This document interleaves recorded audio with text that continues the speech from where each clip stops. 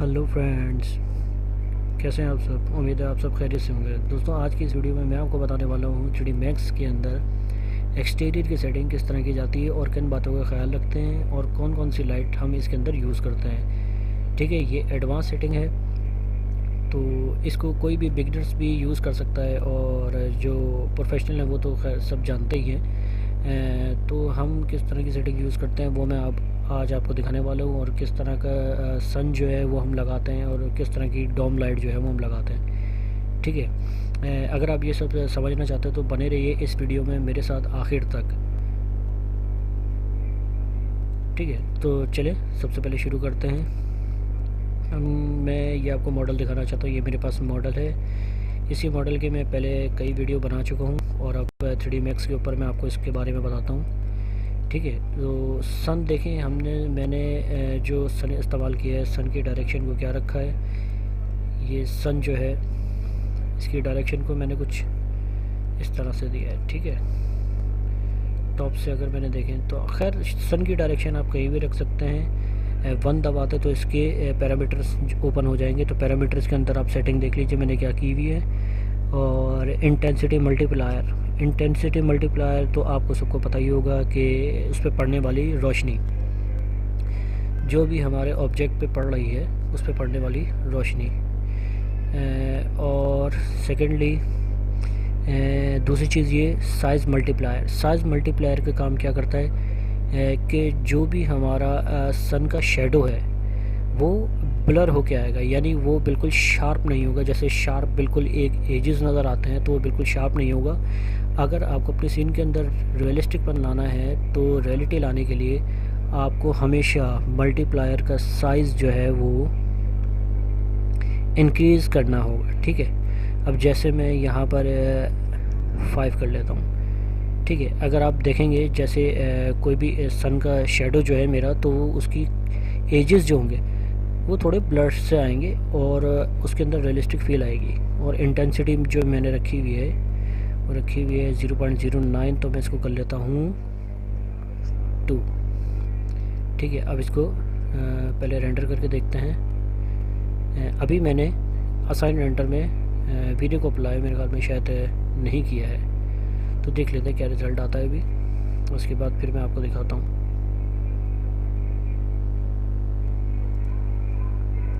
Continue.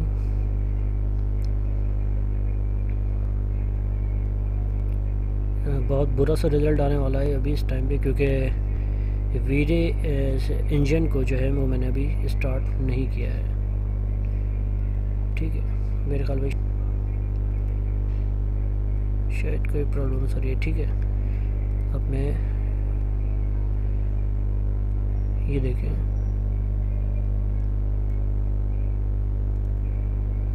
मैं render setup को open कर लेता हूँ। रेंडर सेटअप को ओपन करने के बाद मैं आपको दिखाता हूँ। जब आप इसको ओपन करेंगे ना तो हम यहाँ पर वीडियो एडवांस और यहाँ पर वीडियो आर्टिस्ट सेलेक्ट करेंगे। ठीक है, आर्टिस्ट सेलेक्ट करने के बाद हम क्या करेंगे, यहाँ पर चेक लगा हुआ होता है, आपने इस चेक को हटा देना है। ये चेक क्या होता है, जो हमारी विंडो आखिर में रेंडर की जो होती है ये उसको कहा जाता है फ्रेम विंडो।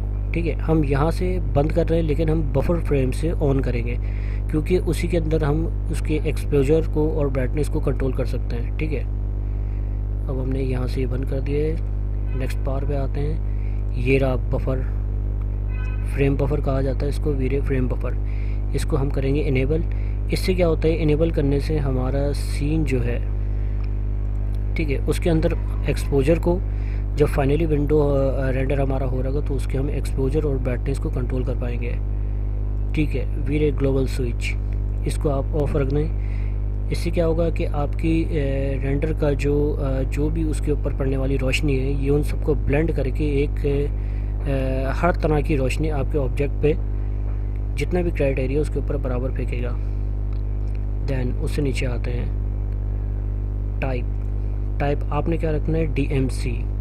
फिक्स को भी आप छोड़ दें, एडेप्टिव डिवीज़न, इसके बारे में मैं बाद में बताऊंगा कि ये क्या होता है। फ़िलहाल आपने DMC को रखना है। एरिया कैटमल रूम रखना है। और अपने अकॉर्डिंग, खैर मैं तो अभी टेस्ट रेंडर निकाल रहा हूँ क्योंकि ये टेस्ट रेंडर के लिए होता है। आप इसको अभी मत बढ़ाइएगा क्योंकि जब तक आप टेस्ट कर रहे हैं तब तक आप इनको यूँ ही रहने दीजिएगा।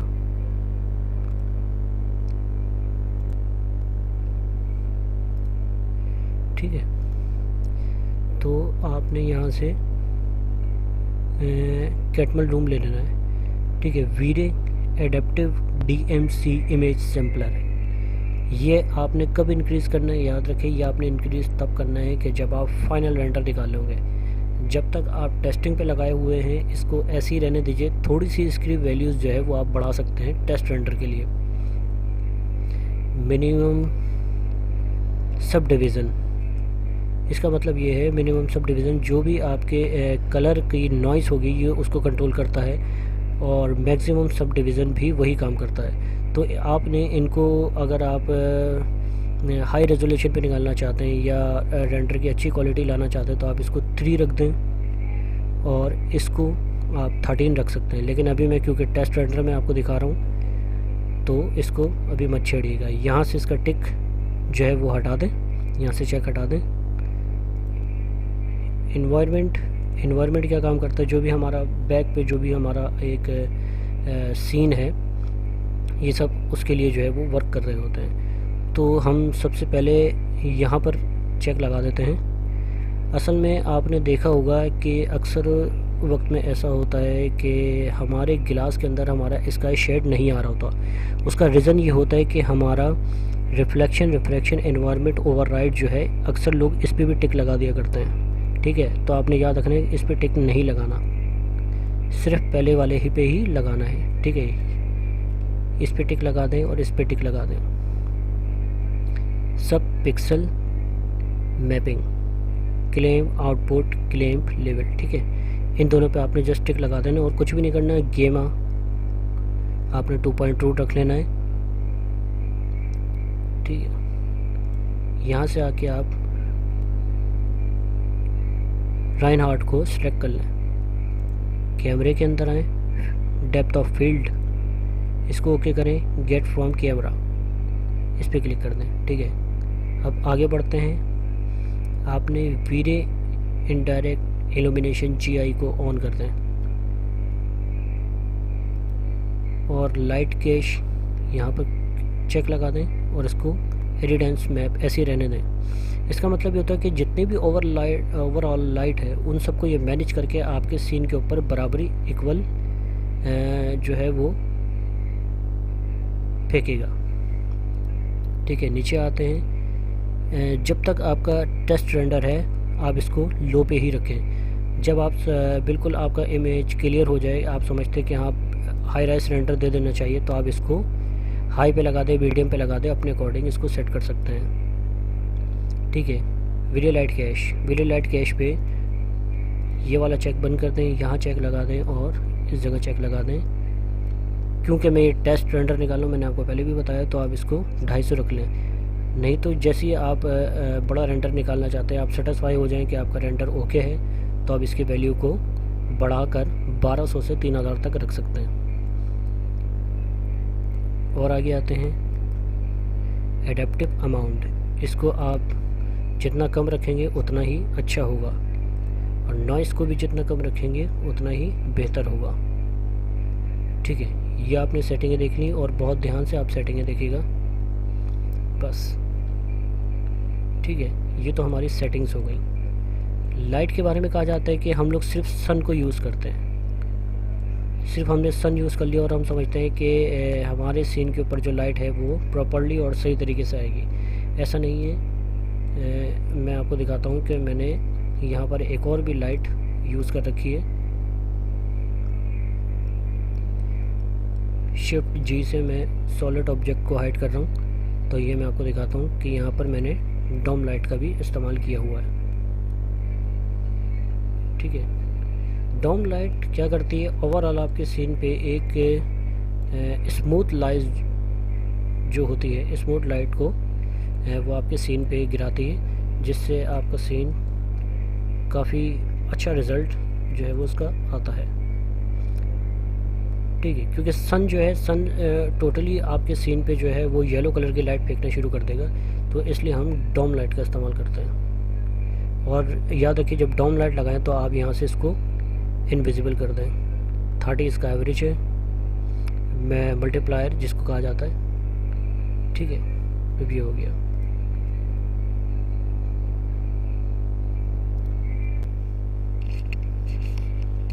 ठीक है, आपने देख लिया। अब मैं आपको रेंडर करके जो है इसका दिखाता हूँ।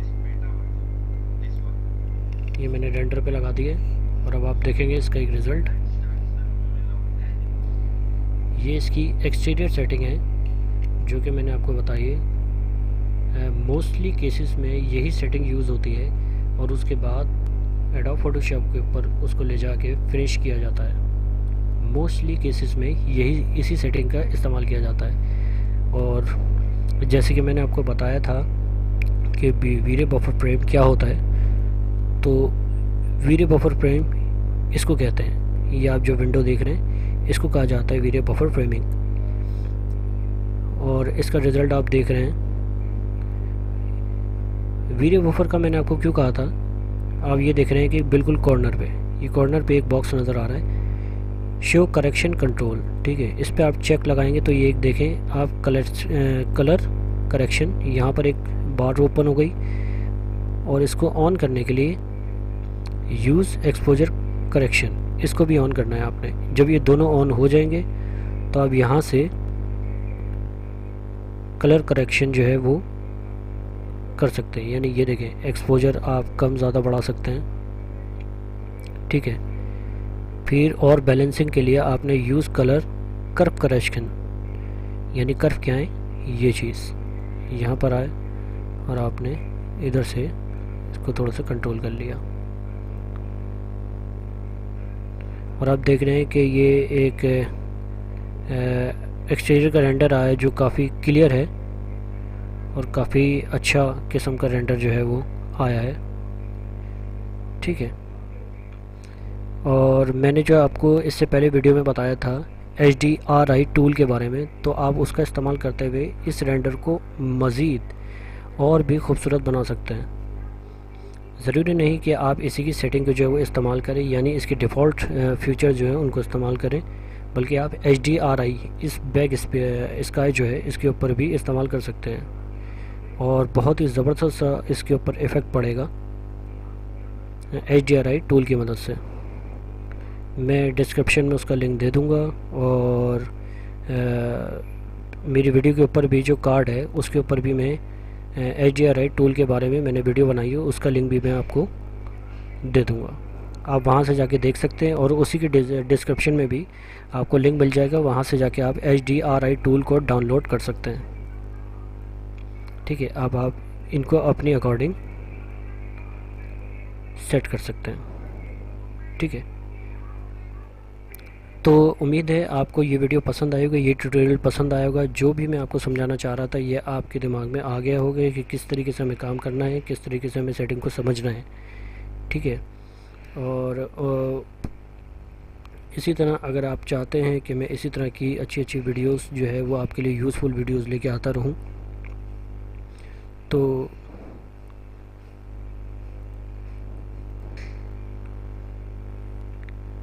मेरे चैनल को सब्सक्राइब कीजिए, लाइक कीजिए, इसको शेयर कीजिए दोस्तों के साथ, ठीक है।